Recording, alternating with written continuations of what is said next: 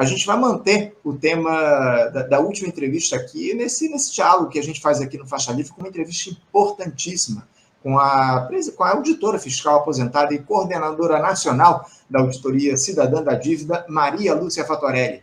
Maria Lúcia Fattorelli, bom dia. Eu tô sem o seu áudio, Maria Lúcia. Perdão. Bom dia, uma alegria conversar com você, Anderson, e com toda a equipe aí do Faixa Livre, todos os seguidores e seguidoras. Uma alegria enorme de receber aqui mais uma vez o Maria Lúcia no nosso programa. Muito obrigado por você atender aqui ao nosso pedido para a gente fazer essa discussão que tomou conta do país nesses últimos dias, né, Maria Lúcia? E nós aqui no Faixa Livre temos ouvido os mais diferentes especialistas para darem suas opiniões a respeito do tema. Essa queda de braço do presidente Lula questionando as altas taxas de juros praticadas pelo Banco Central. A Selic atualmente está na casa aí dos 13,75%, enquanto o presidente do BC, lá, o Roberto Campos Neto, e toda essa turma do ultraliberalismo defende a independência da instituição para adotar a sua política própria. Independência do Estado brasileiro, né, e dos interesses da classe trabalhadora, né? Porque da turma do andar de cima não, né, Maria Lúcia?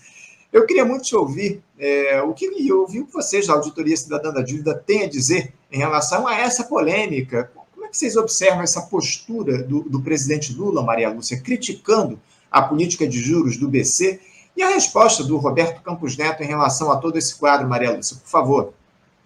Sim. Bom, em primeiro lugar, né, Anderson, inclusive a última entrevista que eu concedi aqui no Faixa Livre foi exatamente sobre a campanha que a Auditoria Cidadã lançou no ano passado, inclusive com a presença de inúmeras entidades da sociedade civil, autoridades e veículos de comunicação. O querido economista Paulo Passarinho, que faz parte aí do Conselho do Faixa Livre, esteve presente, falou, inclusive, no ato.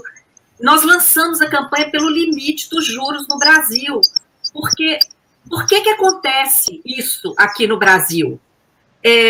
Enquanto 76 países do mundo aplicam algum tipo de limite nos juros, aqui no Brasil não tem limite, Anderson. Os bancos fazem o que querem. Então, a Selic, que é a taxa básica de juros estabelecida pelo Banco Central, que o Copom nada mais é do que a reunião da diretoria do Banco Central, a Selic é a taxa básica. E quando ela sobe, todas as demais taxas de juros de mercado avançam. Então, as taxas de juros aplicadas em empréstimos para pessoas, para empresas, a própria dívida pública, todos os juros, tudo sobe quando a Selic sobe. E o que acontece? Nós pregamos, né, a necessidade de limite de juros, porque a história já nos mostrou aqui no Brasil que o mercado financeiro, da forma como atua aqui no Brasil, não tem limite para sua ganância. As taxas de juros de cartão de crédito aqui no Brasil, em média, estão em 440% ao ano. Em média, porque tem alguns emissores de cartão que praticam taxas superiores a 1000%. Quer dizer, a pessoa vai pagar a mesma dívida 10 vezes. Isso ultrapassa o conceito de usura. É para lá de usura. Usura é crime. Então, é um abuso contra o povo brasileiro, porque a taxa de juros afeta toda a economia do país, não é? A começar das contas públicas.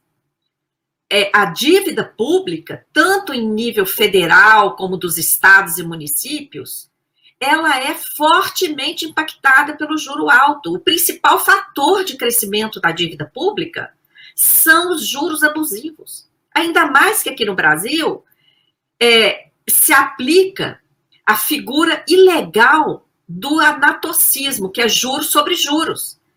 Em países sérios, você tem ali separadamente o principal da dívida, quer dizer, o valor que você pegou emprestado, e a parcela dos juros. Os juros não pagos no prazo, eles têm um tratamento separado. Aqui no Brasil, o que fazem? coloca juro abusivo, impagável, aí essa parcela do juro que não é paga passa a ser somada ao principal da dívida. E sobre esse principal vem juro em cima. Então é uma bola de neve, porque com juro alto demais, todo mês um pedaço do juro não vai ser pago.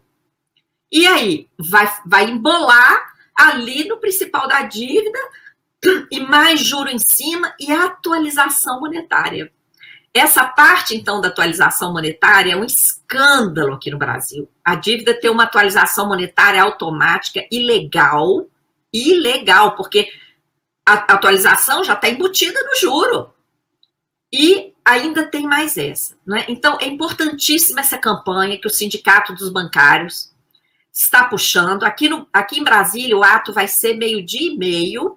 Eu aproveito para anunciar, porque eu acredito que muita gente de Brasília está assistindo agora o Faixa Livre. Aqui em Brasília vai ser 12h30, em frente ao Banco Central. Ali, todo mundo sabe aqui em Brasília, onde é o prédio do Banco Central. Ele sobressai ali no início da Asa Sul. Então, estaremos lá, a Auditoria Cidadã vai estar lá presente nesse ato, porque você perguntou o que a gente acha das manifestações do presidente Lula. Ele está certíssimo. O Lula tem experiência, né? A gente tem que reconhecer, tirar o chapéu para a experiência que ele tem. Política e gerencial, porque ele já foi presidente do país 2 mandatos, não é? E ele sabe que com taxa de juros exorbitante, a economia fica toda parada.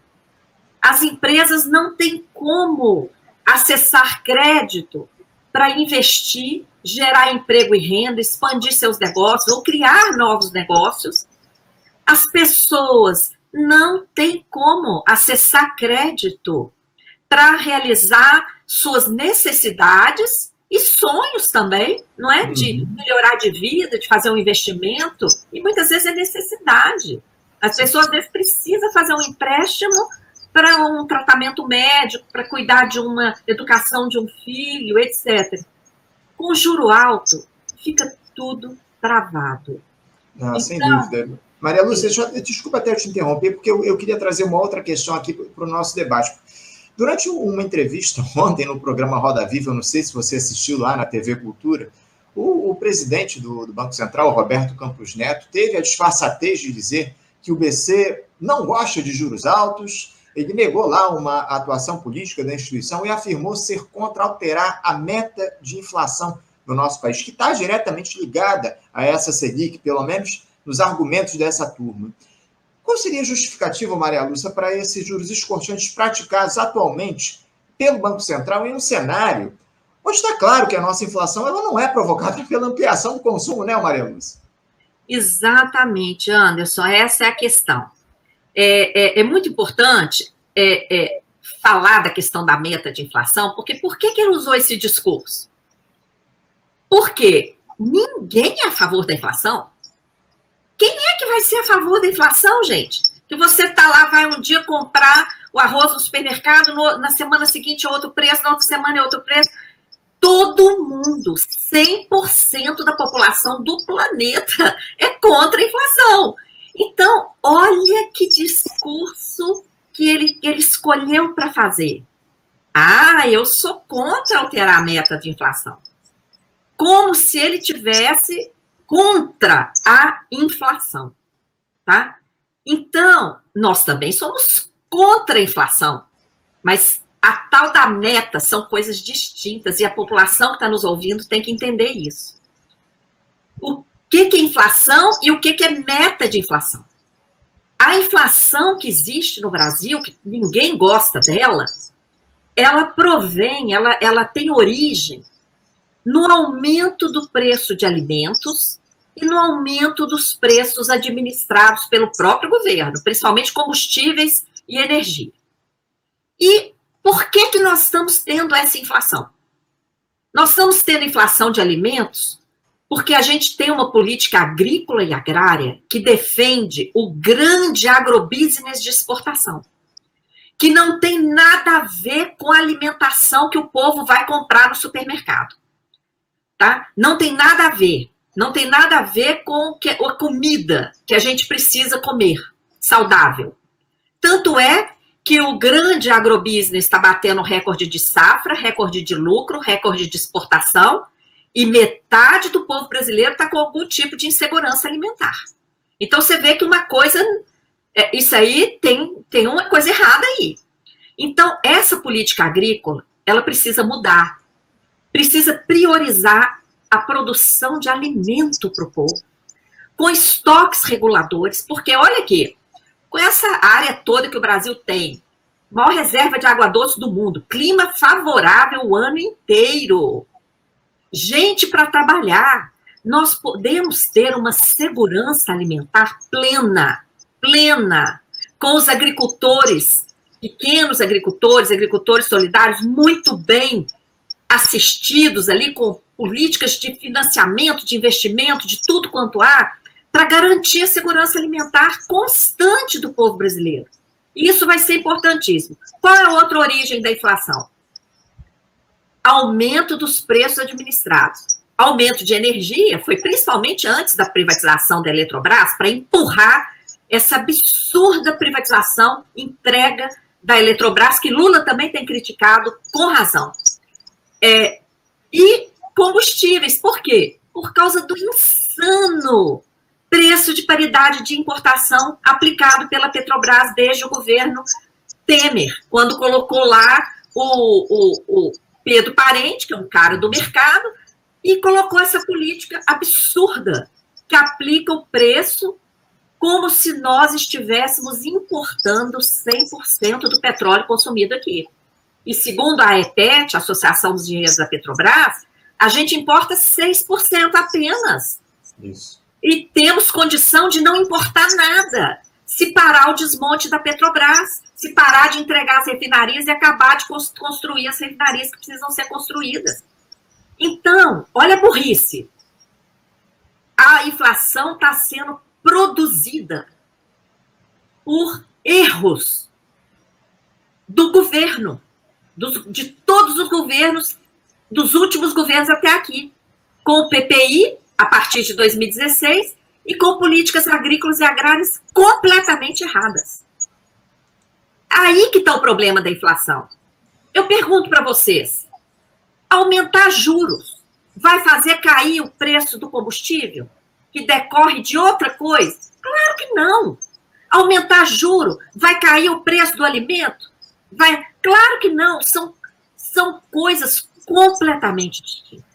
Então, o que está por trás desse aumento de juros? Esse aumento de juros não tem serventia alguma para controlar a inflação que existe no Brasil. O que está por trás desse aumento de juros? Jogar o Brasil numa profunda recessão. E isso, eu não estou falando que eu estou dizendo isso da minha cabeça, não. O presidente do Banco Central, o Roberto Campos Neto, falou isso no final de 2021. Você pode até procurar aí, Anderson, e se você conseguir mostrar a imagem da entrevista, se você buscar aí, é uma entrevista no Correio Brasiliense, deixa eu ver aqui para as palavras certinhas, para você buscar aí essa notícia, porque eu acho que vale a pena, porque isso é gravíssimo. Isso é gravíssimo. Você pode pegar aí, quer ver?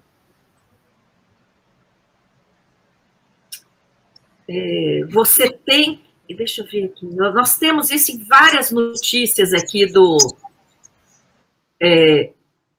da Auditoria Cidadã. Ele falou o seguinte: você tem que colocar o país em recessão para gerar credibilidade.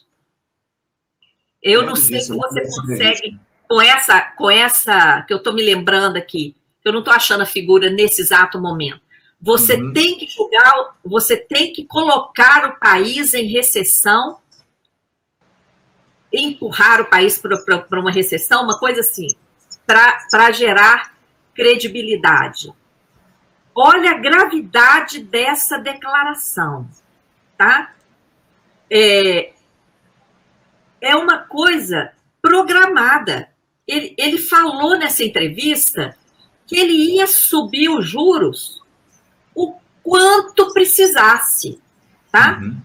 Que ele ia aumentar a taxa de juros o quanto precisasse. Porque você achou aí? É do Correio Brasiliense. Eu vou apresentar aqui, ó, vou mostrar aqui para os nossos espectadores isso que você está citando. Ó, já deve estar aparecendo aí na tela para vocês, ó, uma entrevista do Roberto Campos Neto ao jornal Correio Brasiliense, ao jornalista Vicente Nunes, que tem o blog lá no Correio Brasiliense, justamente nesse sentido. Vocês têm que colocar, abre aspas, você tem que colocar o país em recessão para recuperar a credibilidade, fecha aspas. Palavras aí do presidente do Banco Central, Roberto Campos Neto. Não é simples, né, Maria Lúcia?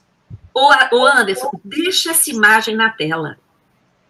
Para que as pessoas leiam, para que as pessoas busquem, para que o Ministério Público veja, para que os parlamentares vejam, porque também, desde o ano passado, nós estamos exigindo uma CPI do Banco Central.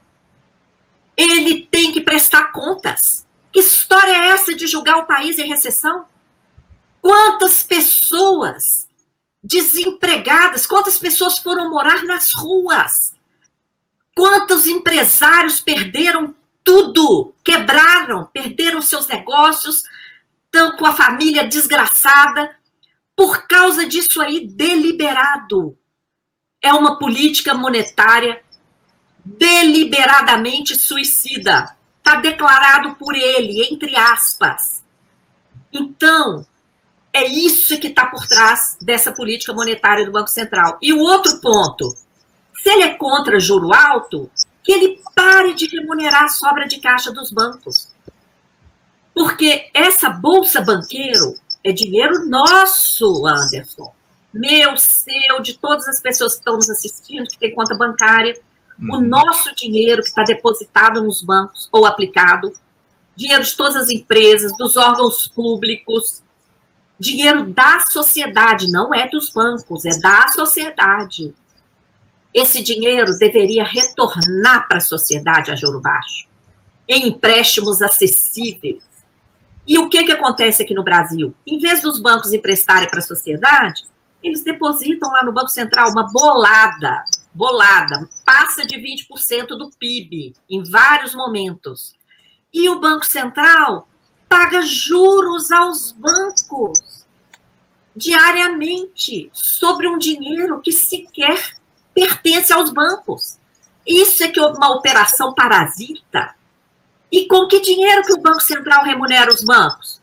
De novo, com o nosso dinheiro, com o dinheiro do orçamento público. Então, olha, só essa operação, só a Bolsa Banqueiro, isoladamente, se ela parar de acontecer, muda a economia brasileira. Por quê? Para de sangrar o orçamento, diminui 2 trilhões da dívida pública, tem mais de 2 trilhões de título da dívida pública envolvidos na Bolsa Banqueiro. E o dinheiro vai circular na economia, vai parar de ficar esterilizado lá no Banco Central, rendendo juros só para banco, e vai circular na economia. Vai gerar emprego, renda, arrecadação de tributos, o governo vai poder investir mais, se acabar o teto, né? Porque se não barrar o teto também, não adianta arrecadar mais, que só vai para a dívida.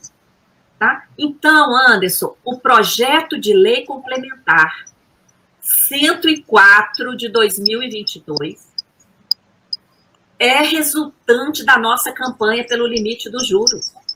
Nós apresentamos uma proposta legislativa ao Congresso, essa proposta legislativa foi acatada e os parlamentares transformaram em projeto de lei. Esse projeto de lei está tramitando. Nós precisamos aprovar esse projeto de lei urgentemente, sem alterações.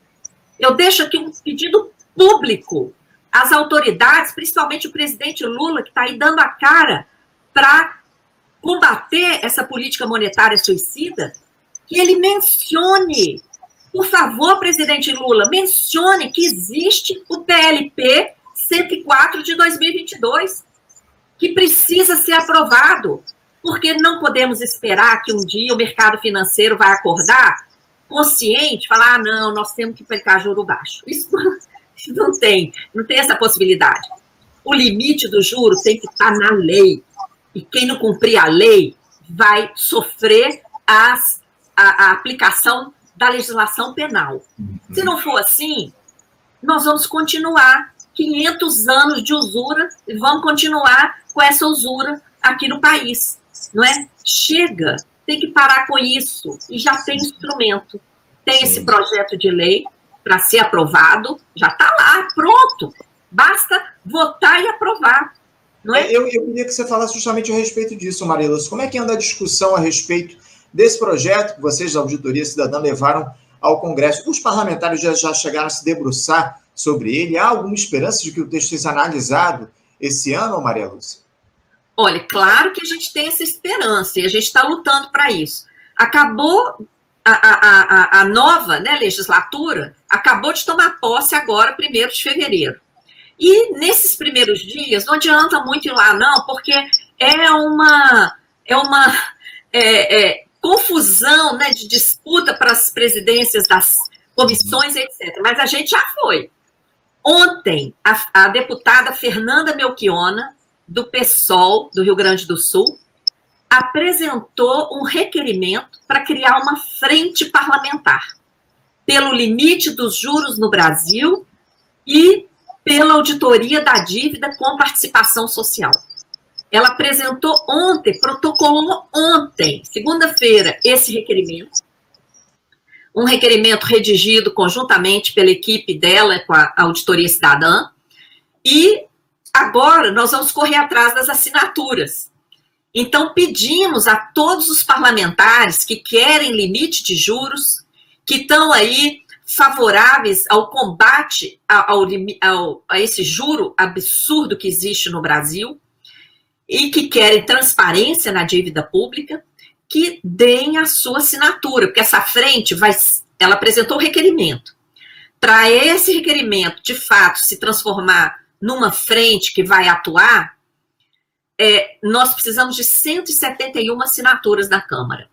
Então, nós precisamos agora, todo mundo que tem conhecimento com parlamentares, por favor, cobrem deles, peçam a eles que assinem essa frente, porque essa frente vai ser, então, o caminho para a gente avançar na divulgação desse projeto de lei, porque você viu que esse debate é bloqueado na mídia, né?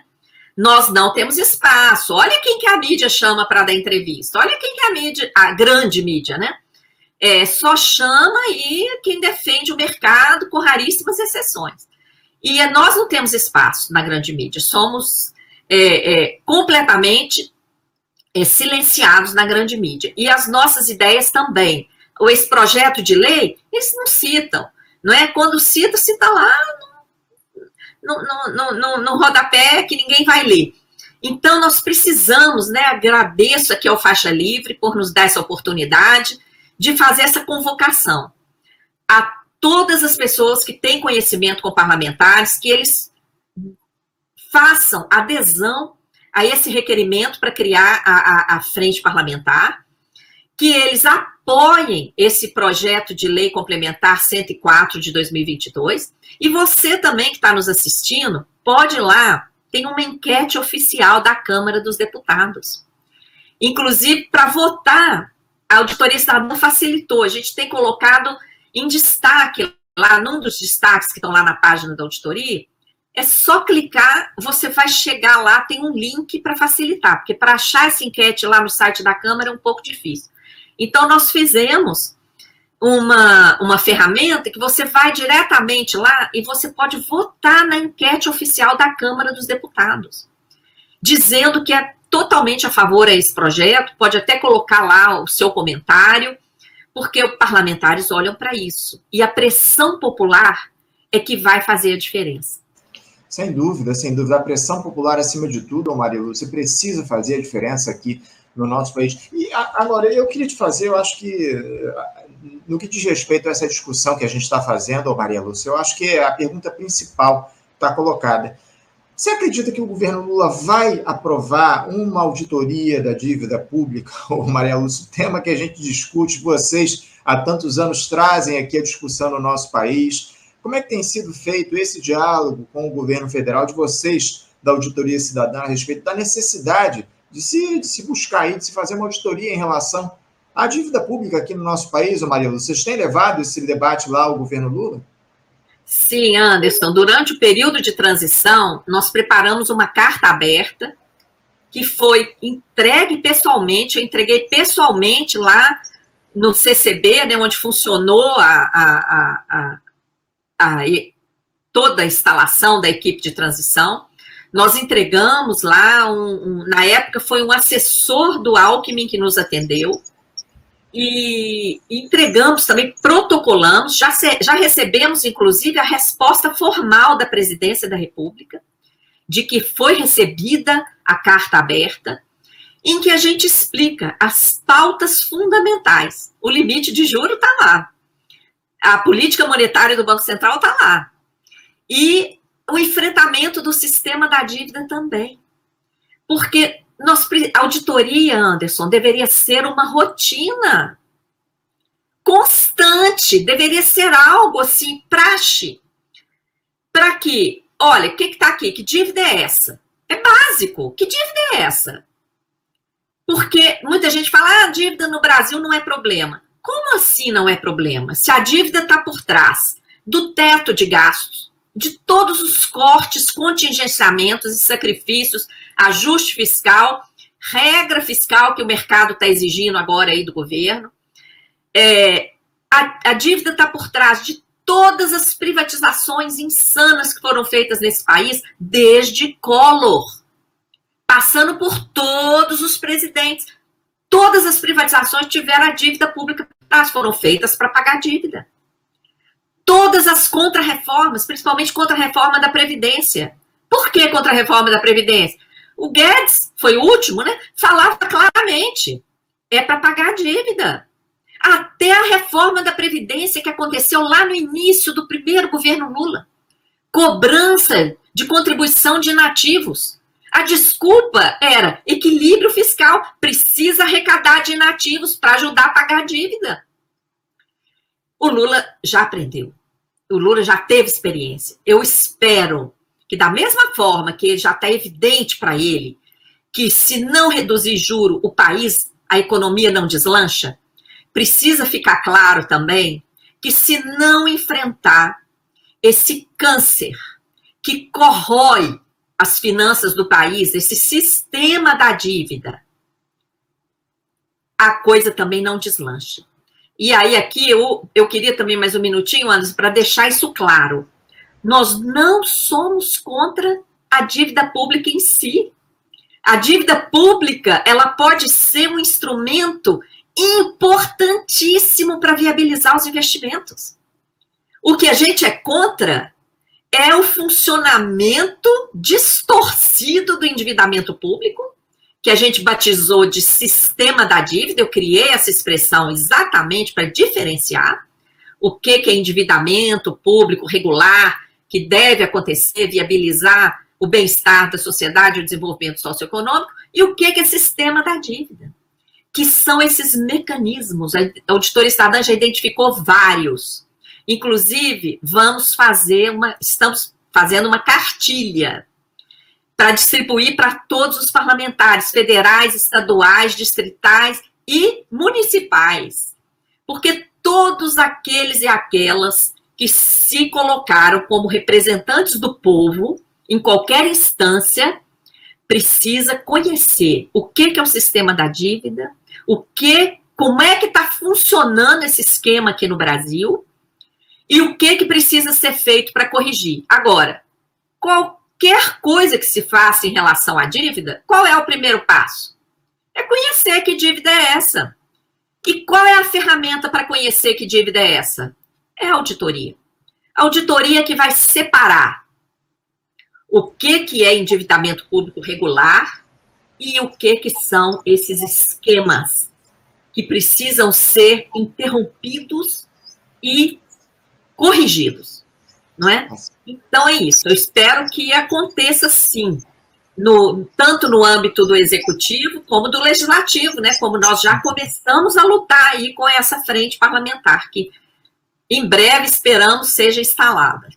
Eu queria, inclusive, Maria Lúcia, trazer aqui para os nossos espectadores essa enquete que você citou aí, lá no site da Câmara dos Deputados. Eu vou trazer aqui a imagem dessa enquete do PLP 104, do ano de 2022, que está lá no site da Câmara. Os nossos espectadores podem votar. Vou deixar o link aqui, inclusive, no nosso chat, para as pessoas darem a opinião a respeito dessa proposta, né, que vocês da auditoria levaram lá para a Câmara dos Deputados, que diz respeito à limitação da taxa de juros aqui no nosso país. Eu vou deixar, Maria Lúcia, esse link aqui, inclusive, no nosso chat, para as pessoas aqui acessarem e votarem lá nessa enquete. Vou apresentar, inclusive, aqui na nossa tela, está aqui, eu coloquei ali no chat esse link. Importante a gente trazer esse tema à tona, fazer essa discussão aqui no nosso país a respeito da limitação da taxa de juros aqui no país. Eu acho que é um tema mais que fundamental a gente debater, e a gente conta, Maria Lúcia, acima de tudo, com a participação, com o auxílio de vocês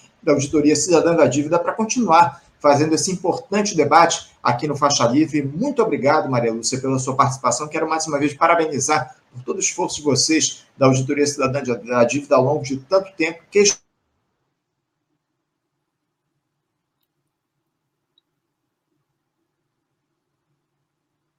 Acho que travou. Nosso país, economia popular, acima de tudo, e que